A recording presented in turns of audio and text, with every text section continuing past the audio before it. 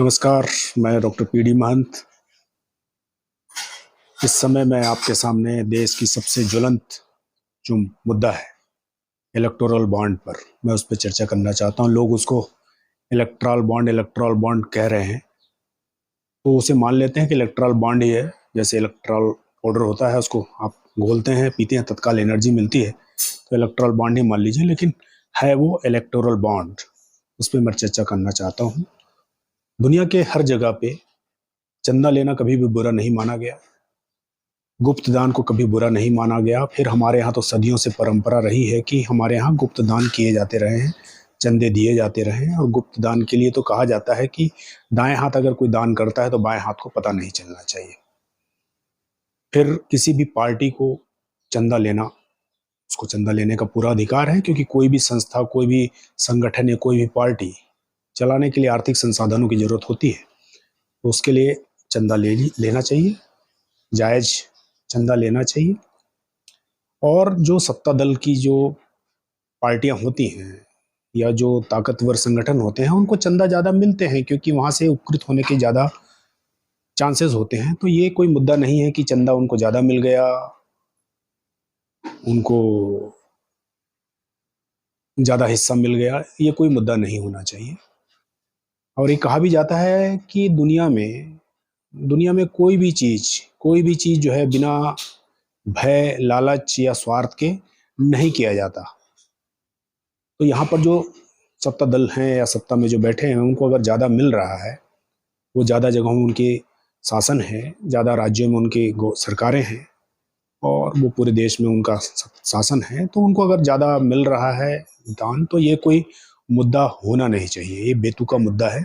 मुद्दा होना चाहिए कि ये जो चंदा मिला, ये चंदा पारदर्शी होना चाहिए था, लोगों की जानकारी में होना था, और किसने किसको दिया इसकी भी जानकारी होती तो बेहतर होता।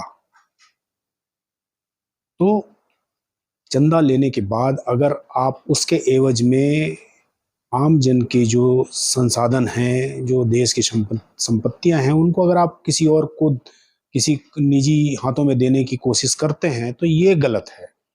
इस पे बात होना चाहिए, क्योंकि देश की जो संपत्ति है वो किसी एक व्यक्ति, किसी एक पार्टी, किसी एक सरकार की नहीं होती। ये देश की प्रॉपर्टी है, उसको यूं ही बांटा नहीं जा सकता है।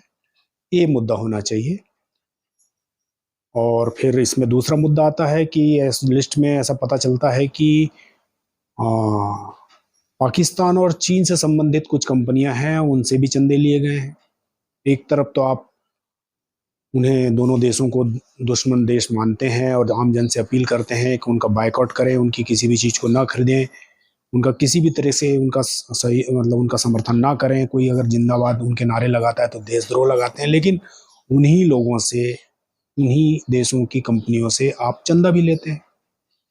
ये तो सीधे सीधे दो मुही बात हुई। और फिर जिनको आप उपकृत करना चाहते हैं, जिनको आपने उपकृत किया है, उसके बारे में भी उस टाइमलाइन को देखें, उस समय के खंड को देखें कि आपने एक हाथ से लिया और दूसरे हाथ से दे दिया, या जिससे आपने लिया उसी को कुछ आपने दिया। ये सीधे सीधे परिलक्षित होता है। ये जो लिस्ट आई है उसमें कि कुछ महीनों बाद ही आपने जिनसे चंदा लिया, फिर उसके ऊपर आपने जांच के नाम पे, छापों के नाम पे दबाव बनाया और फिर उनसे चंदा लिया। और जैसे आपको चंदे मिले, उसके कुछ समय बाद आपने या तो जांच रोक दी या जांच में सुस्ती आ गई। ये अपने आप में एक नैतिकता का, एकदम नैतिकता के पतन का की पराकाष्ठा कहलाएगी। या फिर और उसके बाद जब न्यायालय ने आप उसकी जानकारी देने को कहा, तो आप उसके तरह तरह के बहाने बनाते हैं। तो ये एक तो चोरी और सीनाजोरी की मुहावरे को चरितार्थ करता हुआ नजर आता है। उसके ऊपर में फिर आप दूसरों को चोर कहते हैं, डकैत कहते हैं, घोटालेबाज कहते हैं, भ्रष्टाचारी कहते हैं, और स्वयं को बहुत ईमानदार बताते हैं। ये जो हो रहा है, ये जो हुआ है, ये कौन सा सदाचार है?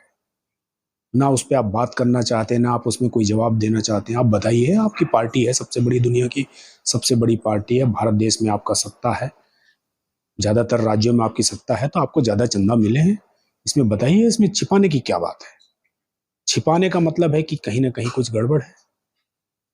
आपका पड़ोसी, आप कहते हैं कि पड़ोसी आपका चोर है, डकैत है, और आप थानेदार हैं, तो आप उसको कानून के हिसाब से उनको आप सजा, आपने 10 सालों में किसको, आपने इन चोर डकैतों को किसको सजा दिलवाई, आपने किसको सजा हो गई, आप बताएं। लेकिन उन चोर डकैतों की आड़ में आप उनसे बड़े चोर या उनसे बड़े डकैत बनने की कोशिश करेंगे, तो ये चारित्रिक पतन की पराकाष्ठा हो गई। और जो विरोध कर रहे हैं, मैं उनसे भी कहना चाहता हूँ कि आप विरोध किस चीज का कर रहे हैं, कि इनको ज्यादा चंदा मिल गया, इनको ज्यादा, आपको ज्यादा मिल जाता तो आप चुप हो जाते। इसका मतलब यही निकलता है कि अगर आपको ज्यादा मिलते तो आप चुप हो जाते। आपको जो पहले मिले हुए उस पे बारे में आप बात नहीं करना चाहते हैं। वो बड़ी पार्टी है, सत्ता पे है, उनको ज्यादा मिलेगा, लेकिन उनको किन से मिला, क्या वो सही लोग हैं, जिन सही कंपनियां हैं, फ्रॉड कंपनी तो नहीं है, सेल कंपनियां तो नहीं है, फर्जी कंपनियां तो नहीं है। ये खुल रहा है और खुलेगा, तो विरोध ये करें और देखें कि आपके कहने बस से नहीं कि मेरी सफेद मेरी जो शर्ट है वो सबसे सफेद है, मेरी साड़ी सबसे सफेद है। सिर्फ सफेद कपड़ों से चरित्र सफेद या साफ नहीं होता है। अपने मुंह से, अपनी जुबान से अपने आप को ईमानदार कहने से कोई ईमानदार नहीं होता। अगर आप ईमानदार हैं, आप चारित्रिक रूप से अच्छे हैं, तो दिखता है और दिखना चाहिए। और ये सब चीजों को प्रजातंत्र में, लोकतंत्र में जनता को जानने का अधिकार है कि जिसको हम चुन रहे हैं, जो हमारा प्रतिनिधि बन रहा है, वो कौन है, वो किस तरह का व्यक्ति है।